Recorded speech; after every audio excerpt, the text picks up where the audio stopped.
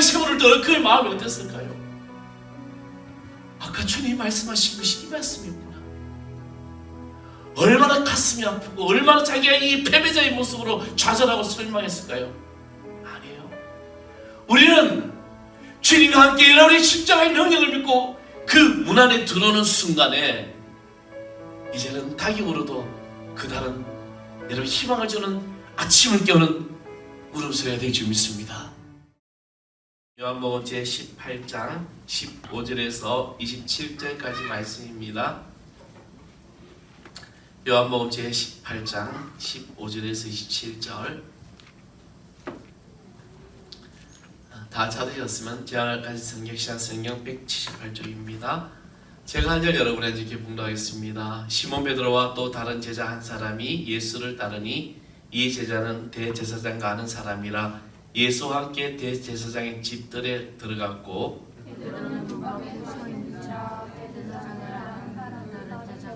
나가서 문지키는 여자에게 말하여 베드로를 데리고 돌아오니 문지키는 여종이 베드로에게 말하되 너도 이 사람의 제자 중 하나가 아니냐 하니 그가 말하되 나는 아니라 하고 그때가 중으로 비우고 서서 찌니 베드로도 함께 서서 찌더라. 대제사장이 예수에게 그의 제자들과 그의 교훈에 대하여 물으니 대답하시되 내가 들은 세상에 많은 모든 유대인들이 모이는 회당과 성전에서 가르쳤고 엄밀하게 아무것도 말하지 아니하였거늘 어찌하여 내게 묻느냐? 내가 무슨 말을 하였는지 들은 자들에게 물어보라. 그들이 내가 하던 말을 아느니라. 이 말씀을 하심에 곁에 섰던 많은 사람 하나가 손으로 예수를 쳐 이르되 내가 대제사장에게 하니 예수께서 대답하시되 내가 말을 잘못하였으면 그 잘못한 것을 증언하라. 바른 말을 하였으면 내가 어찌하여 나를 치느냐 하시더라.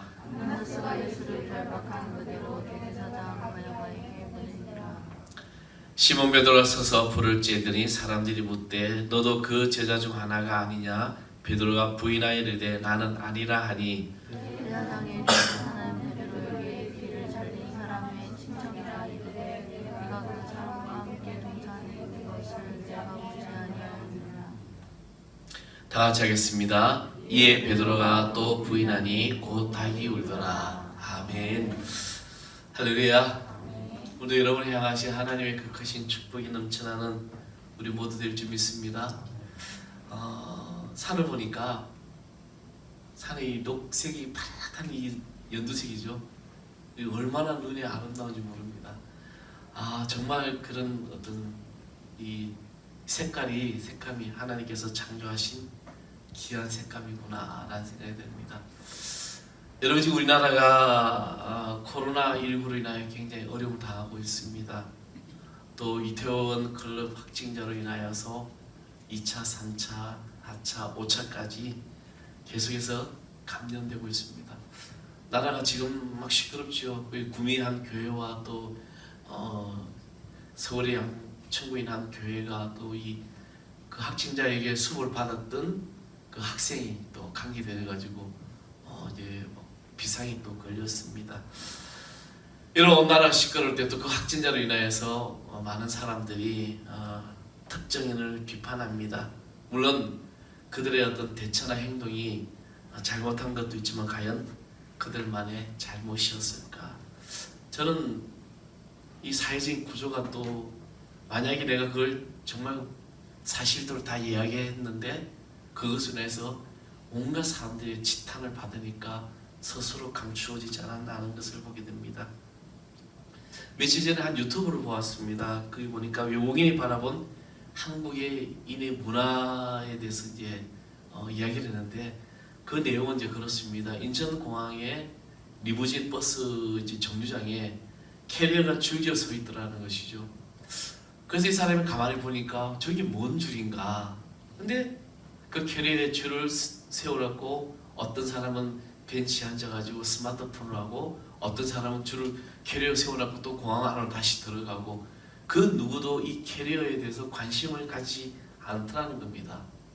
그래서 이 사람은 그것을 보고 놀라움보다 더 경악을 금치 못했다라는 이제 이야기가 있었습니다. 어느 누구도 이 캐리어를 가져가려고 훔치려는 생각을 아무도 하지 않더라는 겁니다. 자기가 사는 나라에는 주인이 쳐다보고 있는데도 훔쳐가고 가져가는 나라인데 어떻게 도저히 자기는 그것을 이해할 수가 없다는 것입니다. 그래서 내린 결론은 뭐냐? 한국인은 서로 간에 대한 믿음이 상당히 크다는 것을 말했던 것입니다. 지금 우리가 살아가는 이 사회가 여러 가지 문제로 지금 대두되고 있습니다. 며칠 전부터 계속되는 언론의 이야기죠. 위안부 할머니들의 그 살고 있는 공동체 나눔의 집 정의연 연대라는 이런 곳에서 정말 그분들을 더 잘생기고 더 보살펴 달라고 후원을 하고 또 각 기업들이 돈을 막 물주로 보냈는데 근데 그 후원금으로 할머니들에게는 너무나도 소홀하게 사용되었고 또 자신들의 개인적인 용도로 사용한 것을 보때 이 사회가 과연 여기뿐일까?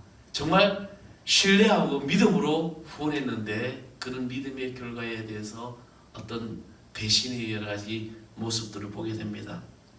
이런저런 생각을 하면서 우리가 사회 문제를 걱정하고 나라와 민족을 위해서 기도한다고 교회와 성도들이 기도한다면 세상 사람들은 뭐라고 할까? 저는 이 질문을 던지면서 이런 생각을 해보았습니다. 당신들이나 똑바로 하시오. 바르게 살아보시오. 이렇게 빈정거리지는 않나라는 그런 생각이 들 때가 있다는 것입니다. 지금 많은 교회와 목회자와 성도들이 세상의 빛과 소금이 되어야 함에도 불구하고 세상의 정치나 교회 안의 정치나 돈 앞에서는 목사고 성도고 할 것이 다 무너지고 자신의 이익만을 채우려고 하고 있고 그런 급급한 세상이 지금 우리가 살아가는 새 신앙이고 우리가 믿는다고 하는 신앙인들의 모습들이라는 것입니다. 바로 주님이 잡히시던 밤 문 밖에 서서 주님을 부인하고 모른다고 한 이 한 사람처럼 오늘날 기독교인들이 물론 다는 아닙니다. 그 중에 몇 프로이겠지요. 아주 소수이지만 그러나 그 소수조차도 세상의 빛과 소금이 되어야 함에도 불구하고 교회가 목사가 성도가 그런 일들을 행하고 있다는 것입니다. 오늘 저는 누구보다 더 예수님을 잘 알았고 순종하고 따랐던 그 한 사람을 이야기하고자 합니다. 그 이름은 베드로입니다. 여러분 베드로가 누구입니까? 베드로는 예수님의 수제자이고 예수님이 그리스도이신 것과 하나님의 아들이신 것을 분명히 고백했던 사람입니다. 그러니까 가이사랴 빌립보에서 사람들이 나를 누구냐고 주님이 물으셨을 때 사람 인자는 다른 사람들은 예리하다 선지자다 하지만 그때 주님이 베드로에게 묻습니다. 너희들은 나를 누구라고 생각하느냐? 베드로가 어떻게 고백합니까? 주는 그리스도시요 살아계신 하나님의 아들이라고 고백을 합니다. 정말 명확한 답이었습니다. 그런데 그 베드로가 누구보다도 예수님을 사랑했고 예수님을 잘 알았던 베드로가 정말 예수님에게 힘이 되어야 주어야 될 그날 밤 예수님이 잡히시던 밤 가이사랴 빌립보 그곳에서 고백했던 그 베드로가 이제 대제사장 가야바의 입법정 앞에서 그는 주님을 모른다고 부인합니다. 그것도 3번이나. 베드로는 3년 동안 그렇게 주님을 사랑합니다. 주님밖에 없습니다라고 고백했던 그가 이제 그런 실패자가 되고 말았습니다. 예수 믿는 성도들이 목회자들이 신학생들이 이런 실패자가 돼서 세상 앞에서 주님을 부인하고 원망하고 있지는 않은지 저는 오늘 우리는 이 모습으로 우리를 바라보아야 할 것입니다. 베드로가 실패하는 원인이 뭘까 그러면? 왜 베드로는 그렇게 주님밖에 없습니다 하고 고백하고 주님이 내 생명입니다. 주님이 어디든 간다 따라가겠습니다 했던 그가 왜 이런 실패자가 되었을까? 먼저 베드로는 신앙적으로 위험한 자리에 있었기 때문에 실패자가 됩니다. 마태복음 26장 58절에 보면 베드로가 멀찍이 따라갔다라고 기록합니다. 오늘 본문에 16절에서는 이렇게 말합니다. 베드로가 문 밖에 서 있는지라.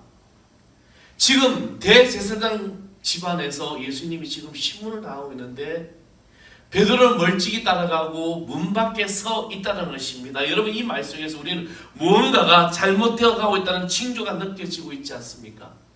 대제사장이 집에 이르렀을 때 베드로는 우울쭈물하면서 문 밖에 그냥 머무르고 만 것입니다. 그는 자신이 어떻게 처신해야 될지 모르고 방황하고 있습니다. 이 베드로가 서 있는 자리가 바로 위험한 자리라는 겁니다.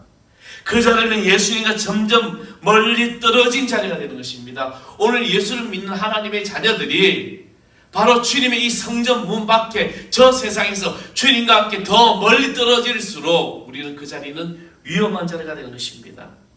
예수님과 멀어지면 사단은 시험하기 시작합니다.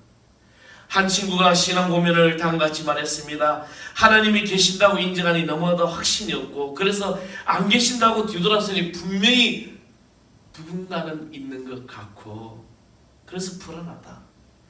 이와 같이 많은 사람들이, 많은 교회를 다니는 성도들이 이런 신앙적인 갈등을 겪고 있다는 것입니다. 이처럼 우리 신앙의 자세가 분명하지 못할 때 우리는 실패자가 된다는 겁니다. 오늘 내가 서 있는 자리가 지금 어디 있습니까? 여러분 자신이 지금 어디에 서 있는지 우리는 분명히 확인해야 됩니다. 내가 서 있는 자리가 어디에 있는지. 사랑하는 성도 여러분, 지금 여러분 주님과 가까이 하고 있습니까? 베드로의 실패는 결코 갑자기 닥쳐온 것이 아니었음을 우리는 분명히 알아야 됩니다. 점진적으로 그가 실패의 자리에 가 있는 거예요. 한 번 자리를 잘못 잡으니 자꾸 문제가 생깁니다. 결국은 예수님을 부인한 데까지 이르게 된 것입니다. 여러분, 거짓말이 그래요. 한 번 거짓말하기 시작하면 그 거짓말을 감추기 위해서 또 다른 거짓말, 계속해서 거짓말이 나중에는 눈덩이처럼 불어나는 것입니다. 자기 변명하기 시작한 이 거짓말이 눈덩이처럼 걷잡을 수 없는 거짓말로 번지게 되는 것입니다. 베드로가 기도하지 못하고 멀찍이 쫓아가면서 문 밖에 서 있을 때 계집종을 만나면서 당신이 그와 같은 사람이 아니냐고 했을 때 나는 모른다고 했고, 그리고 계속해서 부인하게 됩니다. 바로 우리는 우리가 있어야 될 자리 어디인지 분명히 알아야 될 것입니다. 그리고 베드로는 십자가의 의미를 바로 알지 못했기 때문에 실패자가 되는 것입니다. 베드로는 수없이 주님이 가셔야 할 그 길, 십자가의 길, 바로 그 십자가를 제대로 이해하지 못한 것입니다. 예수님의 십자가를 깨닫지 못했기 때문에 신앙생활에 힘과 능력이 없는 것이고, 또 신앙생활에 문제가 있는 성도들은 결국에는 그들의 십자가의 능력을 모르기 때문입니다. 십자가의 능력과 은혜와 사랑을 안다면 어떤 시험이 오고 어떤 환란이 오고 내 모든 상황에서 어떤 힘든 일을 만날 수 있을 때 우리는 능히 이길 수 있는 것입니다. 베드로는 주님이 가셔야 될 그 십자가의 그 길을, 십자가의 은혜와 십자가의 능력과 십자가의 사랑을 몰랐기 때문에 잡히시는 그날 밤에 부인하게 되는 것입니다. 여러분, 초대교회에 왜 능력이 임했을까요? 초대교회는 십자가의 말씀과 주님의 부활과 그리고 십자가의 신앙이 있었기 때문에 능력이 나타났던 것입니다. 그래서 초대교회 성도들은 순교의 모든 것에서 능히 이길 수 있었습니다. 원형 경기장에서 금준이 사자가 달려와도 그들이 웃으면서 순교할 수 있었던 이유가 바로 십자가의 능력을 알았기 때문입니다. 전에 사역하던 교회에서 이제 대신방에는 막 신방을 하고 있었습니다. 신방을 하는데 주일날 예배를 잘 참석하지 못하는 성도를 만났어요. 그래서 우리 교회 요즘 많이 빠지십니까? 라고 묻는데, 그때 같이 갔던 한 권사님이 그분이 이렇게 말했습니다. 교회에 열심히 나와야 구원을 받지. 저는 그때 교회에 열심히 나와야 구원받지라는 이 물음에 저는 이런 생각을 했습니다. 교회에 열심히 나와야가 아니라 십자가의 능력으로 죄사함과 구원의 은총을 받아 주님 몸된 전에 예배자의 삶으로 나아갈 때, 기도할 때 우리는 구원의 축복을 누릴 줄 믿습니다. 저는 그 고백된 거죠. 우리 교회에 열심히 나온다고 해서 다 구원받는 게 아니에요. 주님은 분명히 말세 때, 심판 때 알곡과 가라지를 나르고 추수할 그 일꾼 때 물고기를 가르고 양과 염소를 나누고 다 나눌 수밖에 없는 겁니다. 내가 이 성전에 들어왔다서 구원받는 게 아니라는 거죠. 내 안에 예수 그리스도의 십자가 은혜가 아니고 십자가의 능력이 나타남을 고백하지 아니한다면 우리는 구원받은 하나님의 자녀가 되지 못하는 거예요. 그래서 슬피우며 이를 갈미 있으리라. 우리는 열처녀의 비유를 잘 압니다. 열처녀의 비유가 왜 그럴까요? 왜 중요할까? 그들은 다 등불 기름을 대고 준비하고 있었습니다. 하나님의 말씀을 다 들었어요. 교회 다 나왔습니다. 그러나 신랑이 드디어 오매 다 졸며 잤어요. 여러분 그 복음서의 말씀을 보면 다 졸았어요. 설교는 5처녀만 조는 게 미리는 5처녀만 조는 게 아니라 설교는 5처녀도 졸고 그랬다는 겁니다. 근데 신랑이 왔을 때 등불 기름을 준비한 설교는 5처녀는 그 혼인잔치에 참여했다라고 결론을 내립니다. 하나님 말씀을 다 듣고 교회에 나왔다고 해서 구원의 축복을 받는 게 아니라 하나님의 성전에 이곳에 와서 예배자로서 내 삶을 전적으로 고백하고 주님이 그 십자가의 은혜를 알고 십자가의 능력을 알고 십자가의 그 모든 사랑을 알 때 그것이 내 진정으로 내 삶의 고백이 될 때 우리는 구원의 축복을 누리게 되는 것입니다. 우리는 구원의 진리를 제대로 설명할 자가 몇 명이나 될까요? 누군가 여러분에게 구원이 무엇입니까? 라고 물으면 무엇이라 대답합니까? 교회 열심히 나오면 돼. 정답일까요? 누가 여러분에게 복음이 뭐냐고 물을 때 뭐라고 대답합니까? 영어로 굿뉴스죠. 복음. 이 복음은 바로 내가 예수 그리스도를 믿음으로 말미암아 죄의 모든 자녀에서 생명의 자녀로 내가 구원을 받고 그리스도와 함께 십자가의 은혜를 알고 십자가의 사랑을 누리며 내가 영원한 천국 백성이 되는 게 우리의 바로 구원입니다. 아멘? 이것을 우리는 어떻게 명쾌하게 설명합니까? 바로 내가 십자가의 은혜와 십자가의 사랑을 알아야만이, 그것을 정확하게 알아야만이 우리는 이렇게 대답을 할 수 있는 것입니다. 상식적인 신앙생활로 세상 사람을 보기에는 문제가 없어 보여도 상식적인 신앙생활인 것처럼 착각하고 살아갑니다. 우리는 성도들은 십자가의 이 신앙은 하나님이 보시기에 문제가 없으나 세상 사람들이 보기에는 이해가 되지 않아야 정상적인 신앙생활이 되는 겁니다. 그렇잖아요. 세상 사람들이 볼 때 도저히 이해를 할 수 없는 겁니다. 저 양반한테 주일날 왜 가? 얼마나 좋은 날인데 일요일에 왜 교회를 가? 그렇잖아요. 여세 동안 열심히 일하고 정말 쉬고 싶은 날, 좋은 날. 요즘 캠핑 문화가 엄청나게 발전하고 있지 않습니까? 코로나로 인해 더 그렇게 됐다는 이야기도 있습니다. 그런데 이 귀한 시간에, 이 좋은 시간에 우리는 이 귀한 시간을 누구에게 드립니까? 하나님 앞에 드립니다. 세상 사람들이 상식적으로 이해할 수 없는 그런 것이 바로 우리는 정상적인 신앙생활을 하고 있는 겁니다. 예수님의 십자가를 못 박았던 무리들은 자신이 잘한다라고 생각했을 것이 분명합니다. 그렇기 때문에 십자가의 못을 받게 되죠. 하나님의 독생자를 십자가에 못 박는 이 엄청난 죄악을 범하면서도 자신들이 옳다고 여겼던 것입니다. 이유는 뭘까요? 그들이 무지했기 때문입니다. 그래서 예수님께서 그들의 죄를 용서하실 때 저들이 자기가 하는 일을 알지 못한다고 말씀하시면서 주여 저들의 죄를 사하여 달라고 주님은 중부하며 기도하셨던 것입니다. 지금도 우리는 이것을 몰라서 예수님의 마음에 못을 박는 성도들이 있습니다. 자신은 몰라요. 자신의 삶의 행동이, 자신의 말이, 자신의 어떤 모든 것들이 예수님의 십자가를 못 박는 그런 행동인지 모르고 있는 것입니다. 베드로는 결정적인 순간이 왔을 때 그 속에 십자가의 말씀이 없었다는 겁니다.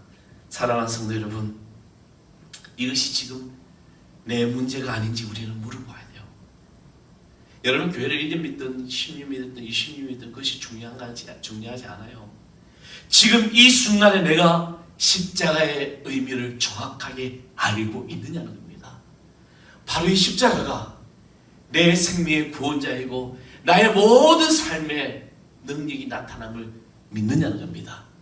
저는 오늘 여기 모인 사랑하는 성도 여러분, 여러분이 이 믿음의 역사를 이룰 수 있는 하나님의 자녀가 되기를 간절히 축원하겠습니다. 그래서 우리 십자가를 바로 알아야 돼요.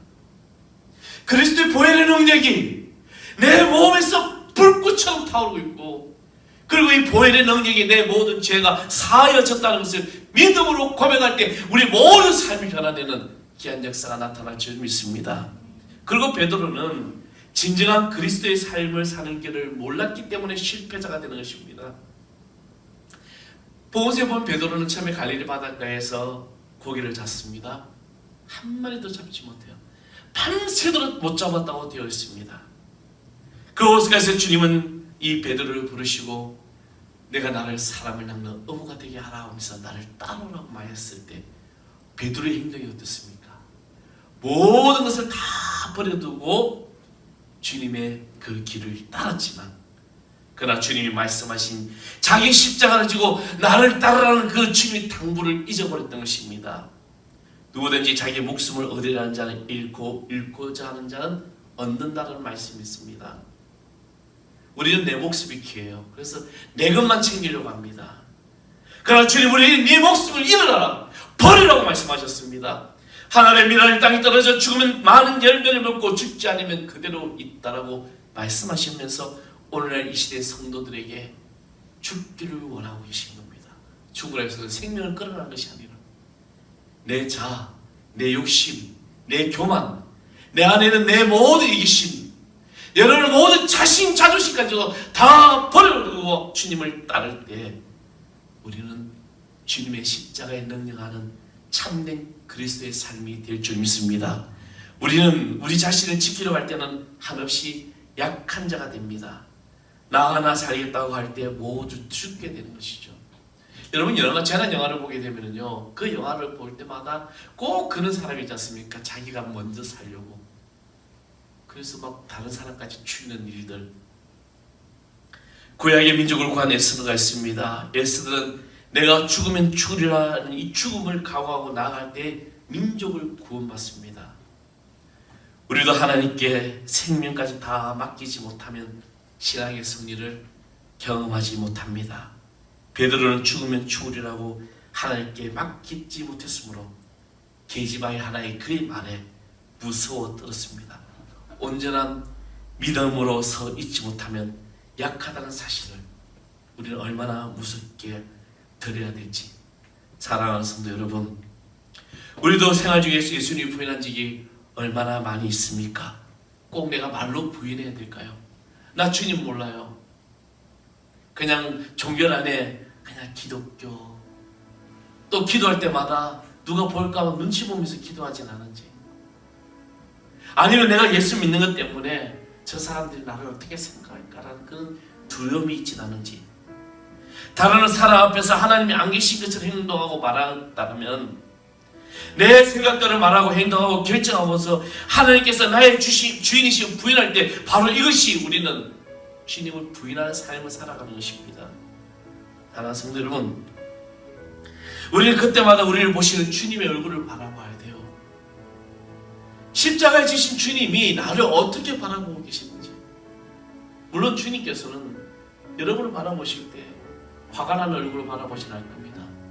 청은하게, 너무나도 가슴 아프게 바라보실 거예요. 내가 너를 위하여 몸을 버려 피 흘려 내 생명을 주었구만. 넌 날 위해 뭘 주었느냐. 지금 우리 어깨에 여러분의 삶에 이 나라의 문제가 있습니다. 민족의 문제가 있습니다. 세계의 문제가 있습니다. 코로나로 수고하는 의료진과 고통 있는 자들이 있습니다. 이 문제가 바로 나의 문제라는 거예요. 이 문제가 우리 그리스도인의 문제이고 이 문제가 우리 한국 교회의 문제라는 겁니다. 전혀 우리 교회와 상관이 없다고, 전혀 나와 상관이 없다고 그냥 저런 일이 일어난 거야 라고 넘어갈 것이 아니라, 이런 모든 어려운 문제, 이런 고통당하는 문제가 있다면 바로 이 모든 문제를 가지고 우리가 그리스도의 사랑을 가지고 십자가의 은혜를 가지고 실패자가 아니라, 문 밖에 서 있는 자가 아니라 문 안에 들어와서 주님과 함께 기도하며 나가는 그런 성도가 되어야 될 줄 믿습니다. 베드로는 문 밖에 서서 멀찍이 떨어져 있고 문 안에 들어와 믿음의 승리자가 되지 못하는 이 어리석음이 아니라, 오늘 우리는 그 문을 열고 들어와서 그 주님과 함께, 우리 예수님과 함께, 성령님과 함께 여러분 참된 믿음의 승리자가 될 줄 믿습니다. 그때 닭이 울어도 베드로 닭이 세모를 들어 그의 마음이 어땠을까요? 아까 주님이 말씀하신 것이 이 말씀이었구나.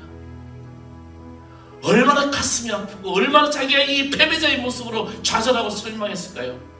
아니에요. 우리는 주님과 함께 일하는 십자가의 능력을 믿고 그 문 안에 들어오는 순간에 이제는 닭이 울어도 그날은 여러분 희망을 주는 아침을 깨우는 울음소리가 될 줄 믿습니다. 저는 오늘 하늘사랑교회가 바로 그 시작을 하자는 거죠. 한국 교회가 변하기를 소망하는 그 기도가 지금 나로부터 시작돼서 내 안에 있는 내 자존심, 여러분 이기심, 내 모든 교만들 다 우리 내려놔야 돼요. 그리고 오직 예배가 생명이심 믿고 하나님의 전에서 참된 예배자로서 우리 믿음으로 나가야 될 줄 믿습니다. 이것이 바로 주님께서 우리에게 말씀하신 너희는 세상의 빛이다, 너희는 세상의 소금이다. 우리는 그런 삶이 되기를 간절히 소망합니다. 저는 아침에 이 찬양이 귓가에 계속 들어왔습니다. 바로 내 마음이 어디를 향하고 있는가? 십자가의 길, 순교자의 삶이라는 찬양, 여러분 잘 아시는 찬양이죠. 내가 걷는 이 길이 그런 십자가의 길이 되어야 될 줄 믿습니다. 우리 다 같이 한번 찬양하겠습니다. 내 마음이 주를 향한 사랑이.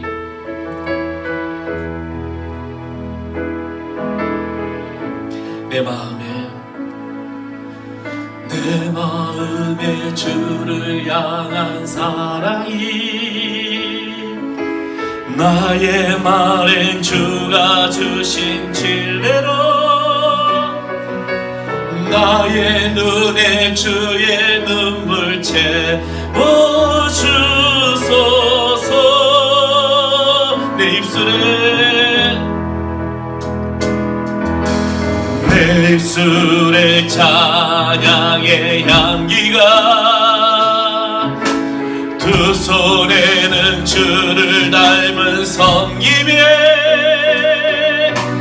나의 삶에 주의 흔적 남게 하소서. 하나님의 사랑에 하나님의 사랑에 영원히 함께하네. 십자가의 길을 걷는 자에게 순교자의 삶을 사는 이에게 조롱하는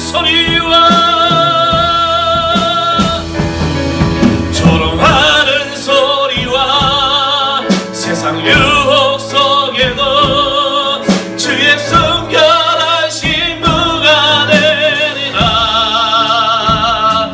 내 생명 주님께 하나님의 사랑에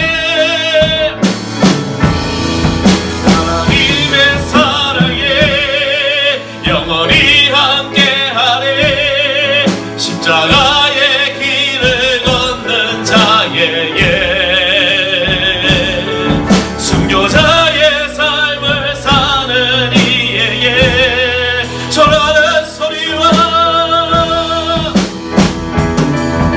조롱하는 소리와 세상 유혹 속에도 주의 순결한 신부가 되리라.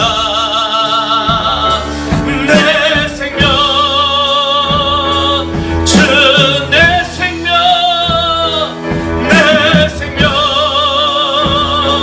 주 내 생명 줄게. 내 생명 주님께